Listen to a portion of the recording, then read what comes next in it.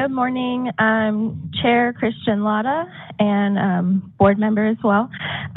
Today we will be starting the March 23rd, 2023 Committee on Professional Conduct Committee meeting. And the CBA has provided the opportunity for the public to participate via the WebEx platform. When we take public comments, we will begin by taking public comment from those individuals attending the meeting at the California Board of Accountancy headquarters here in Sacramento. I will then ask the moderator to open up the lines for public comment.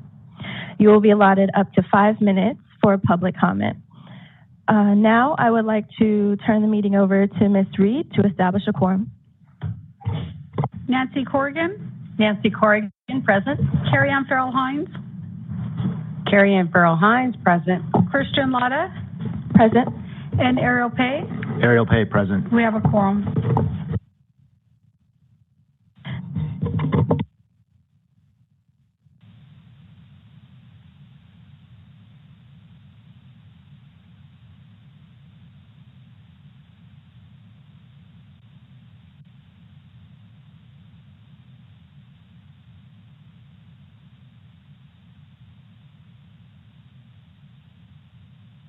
Okay, excuse me. Now that quorum has been established, the CBA's mission is to protect consumers by ensuring only qualified licensees practice public accountancy in accordance with established professional standards. The mission is derived from the statutory requirement that protection of the public shall be the highest priority for the California Board of Accountancy in exercising its licensing, regulatory, and disciplinary functions. Whenever the protection of the public is inconsistent with other interests sought to be promoted, the protection of the public shall be paramount. And with that, we can move on to beginning our agenda. Agenda item number 1, public comments for items not on the agenda. Are there any public comments here in Sacramento? Seeing none, moderator, please open WebEx for public comment. This is the moderator. The Q&A is now open. The instructions are on the screen for your reference. If you would like to participate, click that question mark inside of the square, typically lower right corner of your WebEx screen, and type a comment in the text field. Send it to all panelists. If you're calling in, press *3 to raise your virtual hand. I see no requests have been submitted. Would you like me to close the Q&A feature? Yes, moderator, please close the Q&A.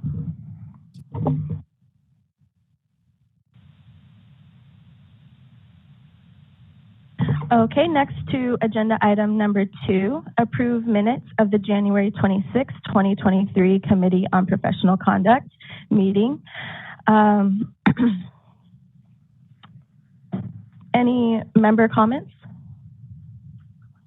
Oh, okay, do I have a motion? Excuse me. Ms. Hines? I move to approve the minutes. Do I have a second? Second. Thank you, Mr. Pei. Now any member comments? Okay, I do have a comment as chair. I'd like to point out a typo on the 5th line down from page 1. There's a reference to former Chair Owens, and it should be Chair Lotta. And I see that also on page 3, a reference to a reference to Miss Owens, and it should be also Chair Lotta. Do I have a motion to approve the minutes, or a new motion on the table to approve the minutes with the minor edits? This is Hines, so moved. Do I have a second? Second. Thank you. Ms. Reed, can you call for the vote? Nancy Corrigan. Yes. Carrie Ann Farrell Hines. Yes. Christian Lotta. Yes. And Ariel Pay. Yes. The motion carries. Okay, moving on to agenda item number 3. Do we have public comment? Oh, we did not. We did not. Okay, so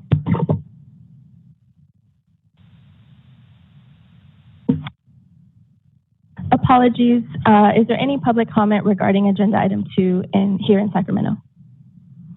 Seeing none, moderator, please open WebEx for public comment. This is the moderator.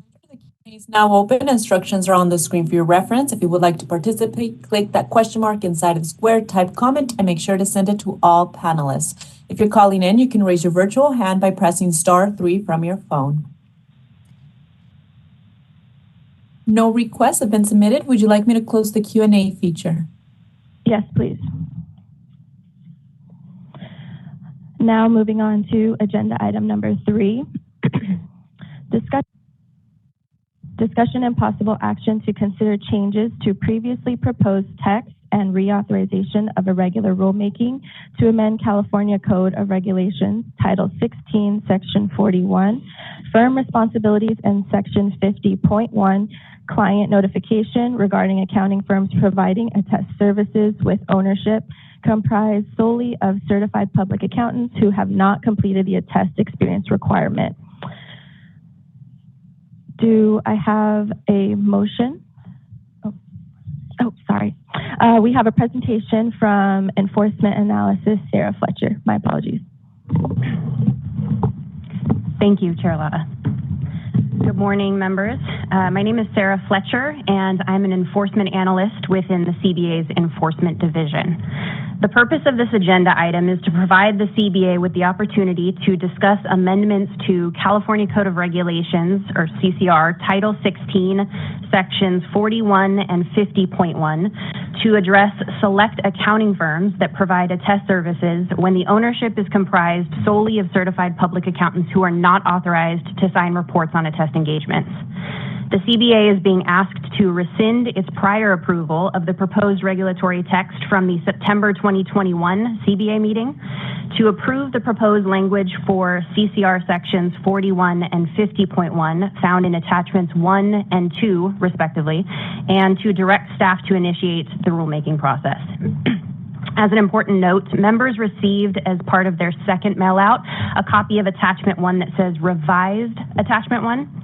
Staff identified that the original language that was provided with your meeting materials said peer view team, which has been corrected in the revised attachment 1 to say peer review team. In your materials on this item, on the bottom of page 1 and throughout page 2, members will see that the CPC previously considered this overall topic in January of 2020. At that time, the CBA adopted the CPC's recommendation to explore 4 possible policy changes regarding accounting firms that provide attest services when the ownership of that firm is comprised solely of certified public accountants who have not completed the attest experience requirement. The agenda item before members today seeks to address items 1 and 2, which staff previously determined could be addressed via the rulemaking process. Items 3 and 4 will require statutory changes, which will be presented in a separate agenda item at a later date. At its September 2021 meeting, the CBA took steps to initiate a rulemaking to amend CCR sections 41 and 50.1 related to peer review notification and client notification. However, due to various issues being identified regarding the attest and general experience requirements, the CBA paused efforts to complete these actions and established the Consideration of the CPA Experience Requirements Task Force, or CERT, to study the necessity and sufficiency of the attest experience requirement. With CERT having recommended that the current attest experience requirement is both necessary and sufficient for the protection of consumers, and with the CBA having accepted those recommendations, CERT affirmed at the January 2023 meeting that the actions taken by the CBA to increase consumer protection surrounding this issue appear sufficient. Therefore, staff are resuming efforts to complete the actions recommended by the CPC in January of 2020 and are providing the proposed regulatory language for CCR sections 41 and 50.1 for reauthorization to initiate the rulemaking process. Staff does not have any changes to the previously proposed regulatory language. However, since the CBA made its original motion in 2021, the Department of Consumer Affairs has provided updated guidance related to motion language. So in an effort to adhere to these new guidelines, staff recommend that the CBA make a motion to rescind the CBA's September 2021 motion and prior approval of proposed text, approve the proposed regulatory language presented in Attachment 1 and Attachment 2, direct staff to submit the text to the Director of the Department of Consumer Affairs and the Business, Consumer Services, and Housing Agency for review. And if no adverse comments are received, authorize the executive officer to take all steps necessary to initiate the rulemaking process, make any non-substantive changes to the package, and set the matter for hearing. And if no adverse comments are received during the 45-day public comment period or during the public hearing, authorize the executive officer to take all steps necessary to complete the rulemaking and adopt the proposed regulations at sections 41 and 50.1 as noticed. At this time, I'd like to turn discussion back over to Chair Lotta, and I'll do my best to answer any questions members may have. Thank you for your presentation, Ms. Fletcher. Do I have a motion? Chair, if I may, you can ask if anybody has any discussion prior to a motion to make sure we have a correct motion. And if no comment, then we can move to a motion. Okay. Any member discussion? Okay. Any comment for the public here in Sacramento? Seeing. Oh, okay. Do I have a motion?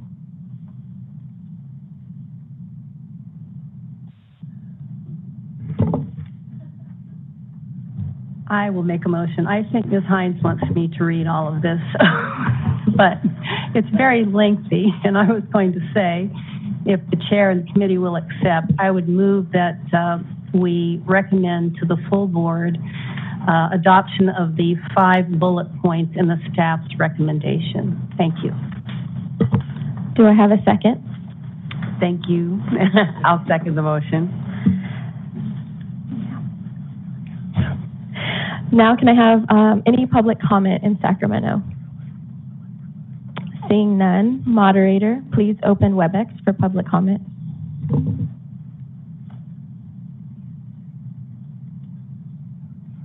Moderator, the Q&A is now open. Instructions are on the screen for your reference. Click on the question mark, type comment, and send it to all panelists. Or if you called in, press *3 to raise your hand.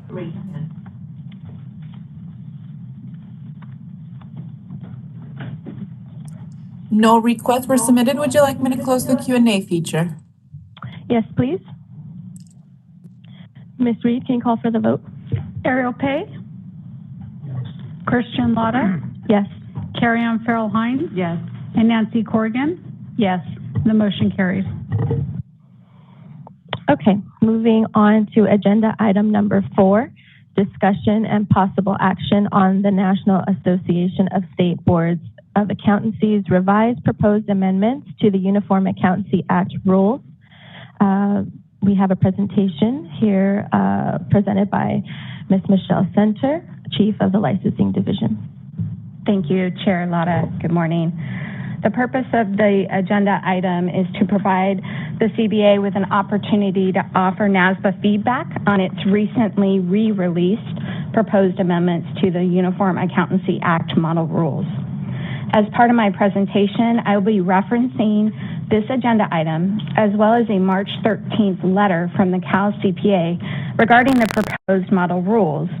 That letter can be found in the memorandum that was sent out during the second mail out. NASBA initially released the proposed amendments to the model rules in October 2022. The primary catalyst for the amendments was CPA evolution and the changes to the CPA exam. The CBA reviewed the amendments at its November 2022 meeting and sent a letter of support to NASBA.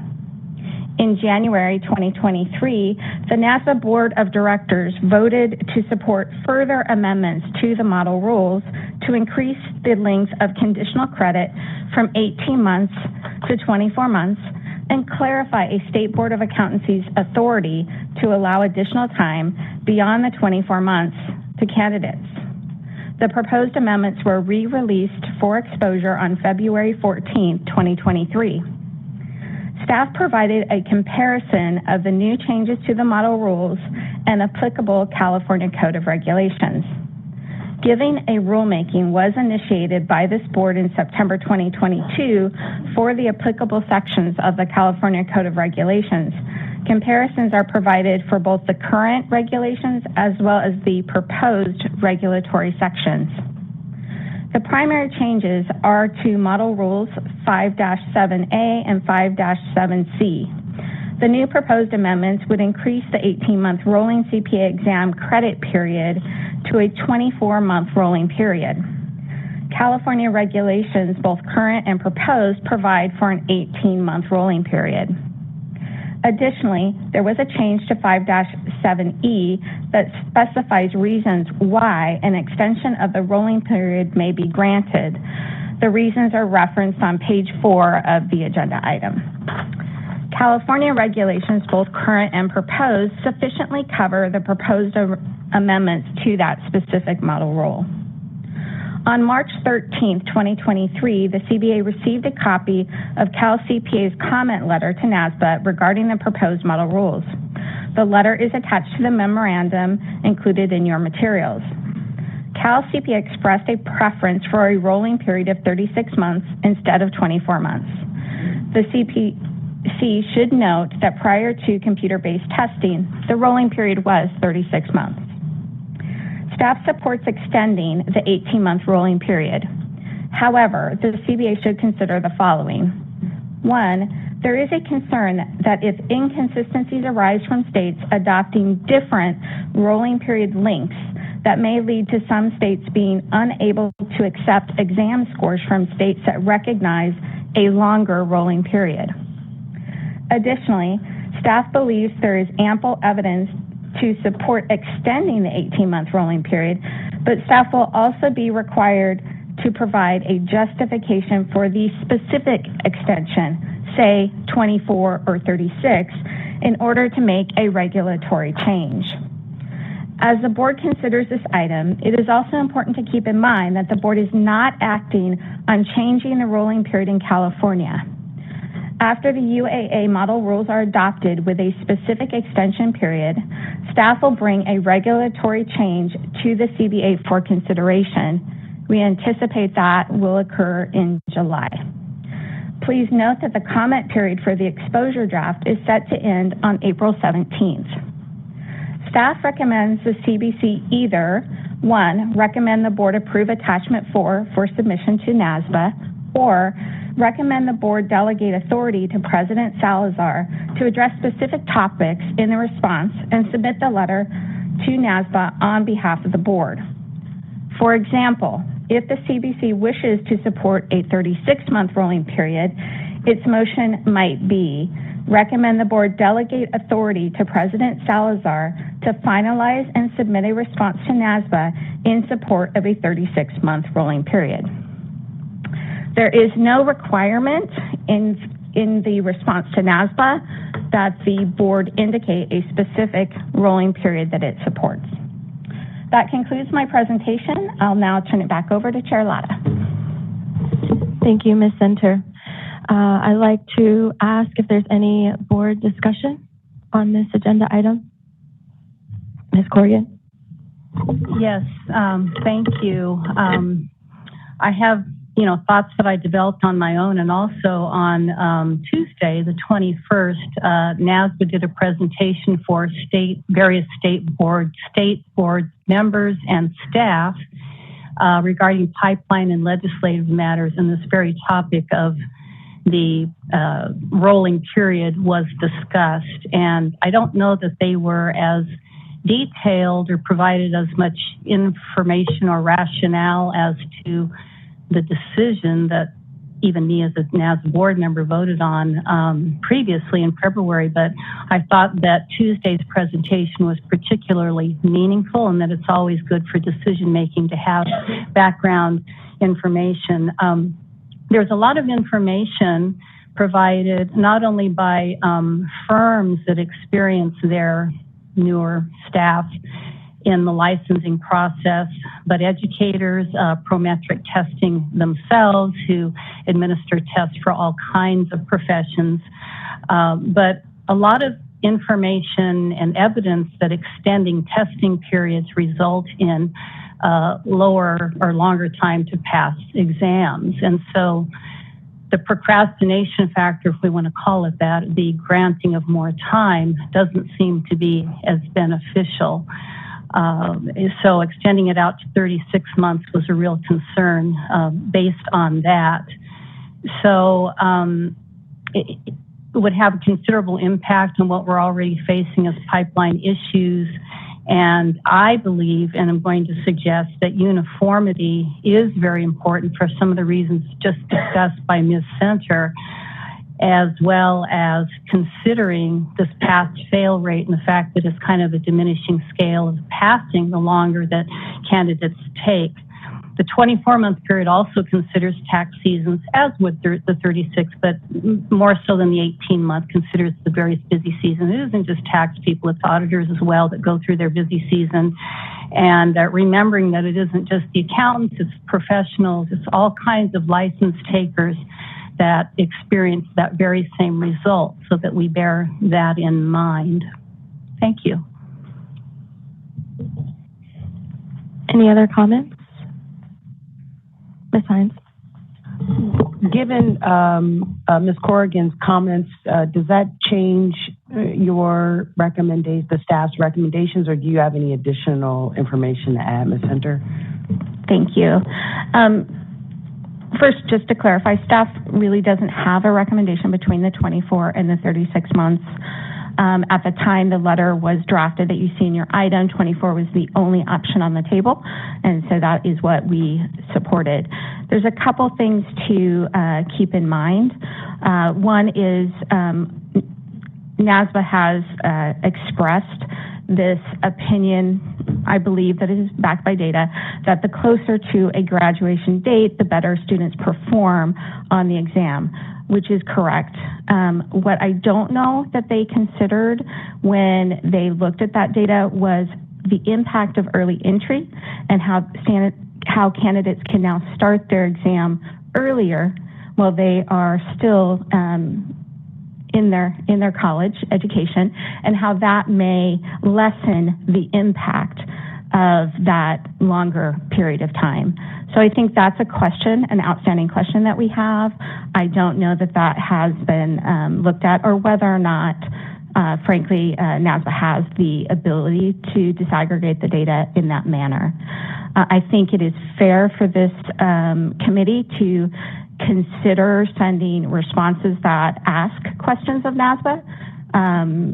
You could, for example, indicate a general support for an extension, but you could also ask NASBA to consider certain things or respond to certain things, such as the fact that now states do have early entry policies, how that may impact, for example, specific rationales for the exact month that they consider. I think those are fair questions to ask of NASBA and to consider when drafting the letter.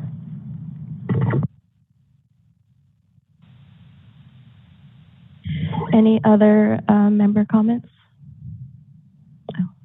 I'll defer. Fine. I'd like to make a motion that to adopt the recommendation of staff to delegate authority to the President Salazar to draft a letter in response to the proposed change to NASBA on the proposed changes, and allows President to, let me just make the motion. I'd like to make a motion that we delegate the authority to President Salazar to work with staff to draft the comment to NASBA, and then I'll discuss it. Do I have a second to that motion? Ms. Corrigan? But I also have a question. Are we saying, or are we at the point of saying we support 18, 24, 36? I guess in that response, are we saying we support NASBA's suggestion of 24 months? However, we are asking for clarification. Is that what we're doing in this? I believe it's still up for discussion after this. Okay, well then, but I also have something else to add to that. So I will second it. I also think that we should add that NASBA, if it's appropriate at this time, that they add information such as this data that is collected for presentation, so that jurisdictions understand the rationale behind the 24 months. Thank you. This is legal, if I may. To clarify what I heard is the motion, and then the second to the motion was to delegate to the president and staff to draft a response. And then the second included what should be in that response. Is that correct? The second seconded that motion and maybe added a piece about including, but I'm kind of confused about the motion anyway, because we have a draft in attachment 4. Are we saying as a committee that we support then the 24 months? Is that what we're saying? Or are we not at that point yet? Yes. I don't know. Does the motion have a clarification? So my motion is just to delegate to President Salazar to work with staff. And then my intention with the motion was that during discussion, we would include instruction on the motion that the board would then adopt. So the motion is limited in scope to delegating the authority to President Salazar, but it does not indicate what should be contained within that letter. It's limited to the scope of delegating the authority to President Salazar. And then my intention was for us to talk about what the guidance should be. So this is legal. So in that case, what I would understand is that we would have a motion, a second, and then a vote on whether or not we can delegate it to the president to draft this letter. And then we would need discussion, a motion, and a vote on what would be in that letter. Okay? Mr. Fenzella? Okay. So I think as long as members provide sufficient guidance to staff on what they would like to have, I'm hoping that would be sufficient. I don't believe that, I think going back to kind of the sentiment is, if I understand correctly, Ms. Corrigan, is that the board would, the CPC's recommend the board support some type of conditional credit extension to the exam, whether or not that's 24 months or some variable thereof. We support that, and that we have a series of inquiries, such as will NASBA share any of the underlying data that it used in coming to that decision, as well as did it consider something to the effect of what Ms. Center had said about the early entry, as well as the general question I think staff have posed, if there were variances between states, if 36 or 24 months would create an impact. Has that been studied or explored? And we can ask these general questions under that broader kind of piece, but to address everything that you want, I think with sufficient direction, I think staff can work with President Salazar on. Ms. Hines? I think the confusion may have arisen from the fact that there is a letter that's contained, and my motion does not intend to accept the letter that's contained. My motion is intended to reject the letter that's contained in there and to instruct for a new letter to be drafted that takes into consideration the discussions that'll happen. Yeah. Ms. Center? Would you mind me proposing wording that I think I'm hearing from you all for you to consider? Would that be acceptable? For the letter, motion? not for the motion. Because I really do intend for the motion to allow President Salazar to work with you all to draft the letter in the way that captures all of the concerns and issues that have been discussed here and that may come up during the board meeting. So I want to keep the motion limited in scope to just delegating the authority to President Salazar to work with staff and not to indicate what the letter should say. Okay, so there's no indication in this motion whether we support any type of extension, just in general. I'm really delegating that authority to President Salazar, okay. No? I would say you can't do that.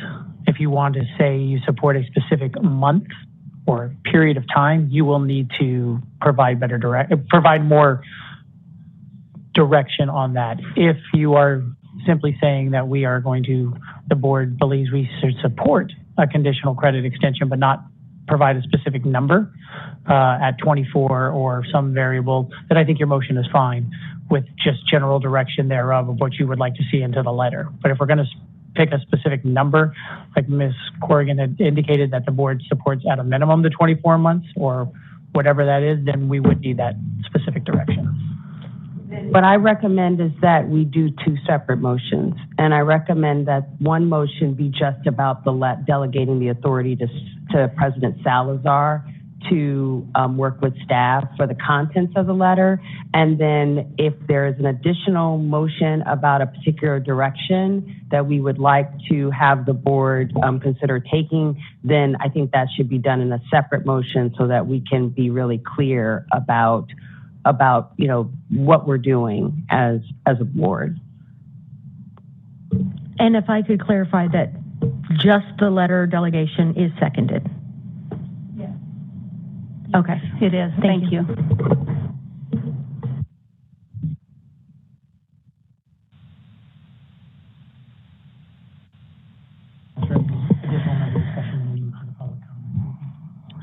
I also have a comment in regards to, we're going to discuss the period in a separate, okay.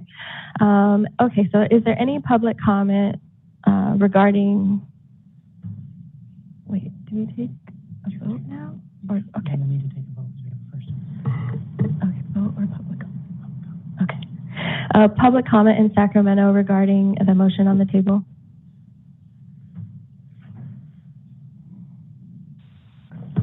Hi, Jason Fox with the California Society of CPAs. I guess we have public comment related to maybe the second conversation. I don't know from the necessary mechanics, so I defer to you if we should hold that related to this, or if you want me to start talking now.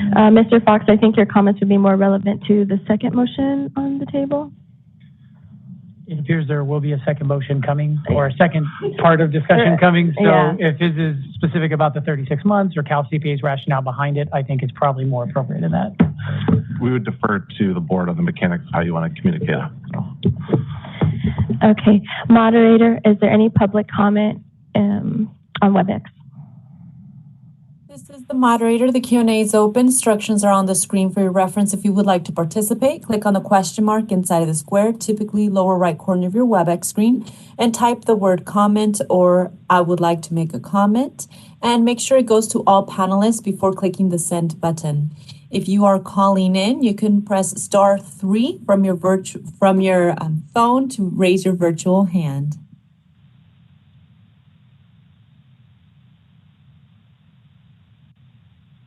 At this time, I don't see any requests for public comment. Would you like me to close the Q&A feature? Yes.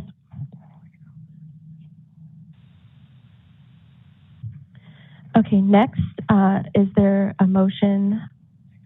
Oh, Ms. Reed. Nancy Horgan? Yes. Carrie Ann Farrell Hines? Yes. Christian Lotta? Yes. And Ariel Pay? Yes. The motion carries.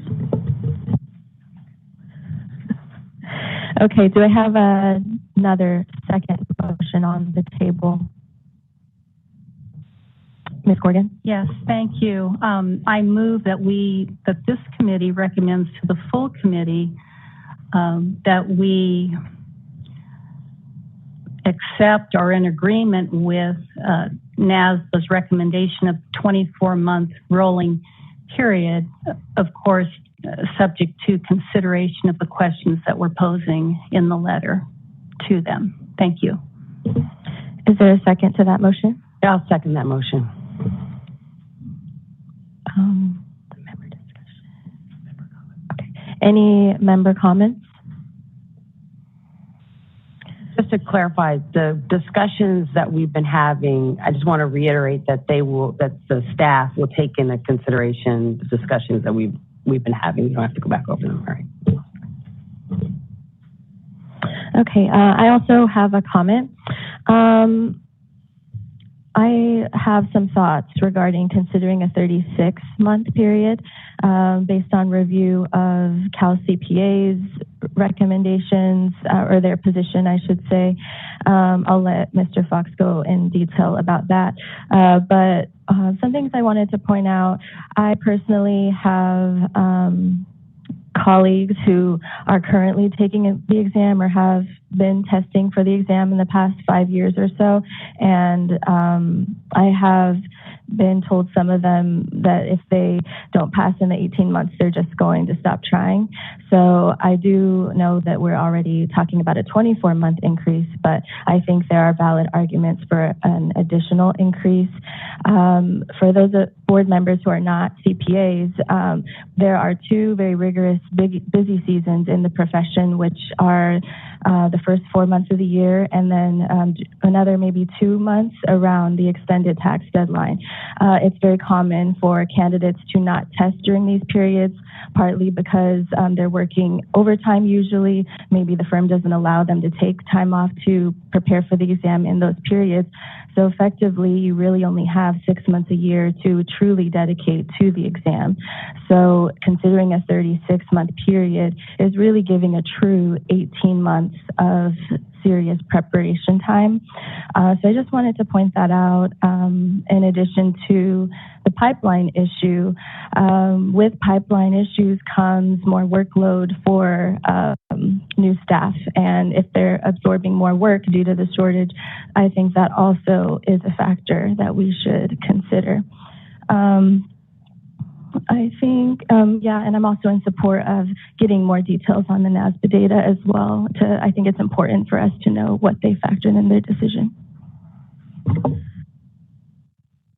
Corrigan? Yes, thank you. And I do appreciate your comments. I just want to point out that the data that is out there that is being presented, whether it's accounting or other professions, considers and has considered over various busy seasons, whether it's tax auditing or whatever, that have been, historically have been there. And so thank you. And I do appreciate the pipeline comments, but I think too, considering the pipeline comments, it's in every firm's best interest to also provide for and make sure that their employees have the time and can pass that exam, because it become even more valuable to the firms. Thank you. Ms. Hines?